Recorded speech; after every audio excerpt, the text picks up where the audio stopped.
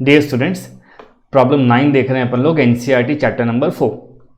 Question है, एक square coil है जिसका साइड 10 सेंटीमीटर है। बच्चों स्मॉल वाला ए दिया है, कैपिटल ए से निकल जाएगा। आपके पास 20 टर्न्स हैं और ये कैरी करते हैं 12 एम्पियर्स का करंट। और बच्चों it's suspended vertically and the normal to the plane is making 30 degree. तो यहाँ देखो आप, ये जो 30 डिग्री का एंगल बना रहा है बच्चों, थीटा इक्वल्स 30 डिग्री। अगर इसने एरिया इस एंड पे लिया हुआ है ना बच्चों, तो आप एक बात तो क्लियरली समझ लो कि सर को करंट इस तरह से लेकर जाना पड़ेगा। देखो, and when you rotate your right hand, सारे फिंगर बच्चों करंट के साथ रोटेट करोगे तो आपका थंब है ना बच्चों, वो एक डायरेक्शन में दिख जाएगा। तो इसका मतलब क्या होता है ना कि करंट अगर यहाँ जा रहा है तो मेरे पास मोमेंट इस डायरेक्शन में होगा, फील्ड यहाँ पर बी के टर्म पे, और उनके बीच का एंगल कितना होगा बच्चों 30। ये क्वेश्चन यहाँ तक कह चुका है अपन से ना इतना।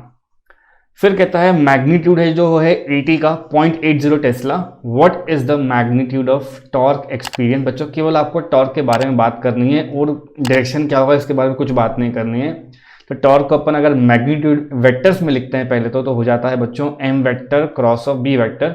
ऐसा भी याद करवाया जाता है टॉर्क को, ये होता है बच्चों NIA-B, है ना। मोमेंट का मतलब होता है NIA-B और A क्रॉस B, ये मतलब यहाँ पर हो जाएगा साइन थीटा।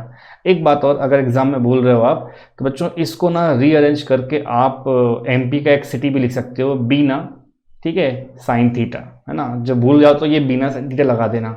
अब बात करते हैं कि सर टॉर्क का डायरेक्शन क्या होगा। तो देखो, जो वेक्टर अपन स्टडी कर रहे होते हैं तो उसी के हिसाब से अपन आंसर कर सकते हैं बच्चों। फर्स्ट क्या लिखा है, m लिखा है, फिर क्या लिखा है बच्चों, b लिखा है। तो आप यहाँ पर m पर जाकर बैठ जाइए और m से चल के आपको कहाँ तक जाना है, b तक जाना है। तो this direction will be marked as m vector cross of b vector. मतलब वो इस तरह से टॉर्क रोटेट कर रहा होगा। पूरा रोटेट तो खैर नहीं करेगा, ये टॉर्क इस तरह लगते लगते उसको यहाँ पे ले आएगा, राइट। तो मैं ऐसी बात करूं कि यहाँ पे थीटा का एंगल है, ये हो गया m, ये हो गया b बच्चों। तो टॉर्क का ये डायरेक्शन ही बन रहा है और देखा जाए तो टॉर्क अभी क्लॉकवाइज ही बन रहा है। तो क्लॉकवाइज टॉर्क के बारे में तो बहुत बातें चलती हैं। क्लॉकवाइज टॉर्क बेसिकली नेगेटिव होता है, या ऐसा करके भी लिख सकते थे तो भी आपको समझ में आता है कि उस एक्सिस पे बन रहा है, विच मीन्स इस पर्टिकुलर पॉइंट से बच्चों इनवर्ड डायरेक्शन बनेगा। और टॉर्क ऐसा भी बता सकते हैं कि वो एक्सिस है, उस एक्सिस के अलॉन्ग वो इस तरह रोटेट करेगा। हालांकि इतना डिटेल में पूछा नहीं गया क्वेश्चन में, आपको केवल लगाना है बीना साइन थीटा, आपका आंसर मिल जाएगा। So here I am writing that answer. n का मतलब बच्चों यहाँ पे 20 हो जाएगा क्योंकि 20 टर्न्स हैं। करंट की वैल्यू यहाँ पर 12 है एम्पियर, हाँ करंट हो गया। और एरिया की वैल्यू हो जाएगी बच्चों, एरिया कितना हो सकता है, ये 10 सेंटीमीटर उसका एक साइड है, स्क्वायर है वो, तो ये हो जाएगा 10 का स्क्वायर। हम बात कर रहे हैं सेंटीमीटर में, तो बच्चों मल्टीप्लाई कर लो उसको 10 टू पावर -4 से।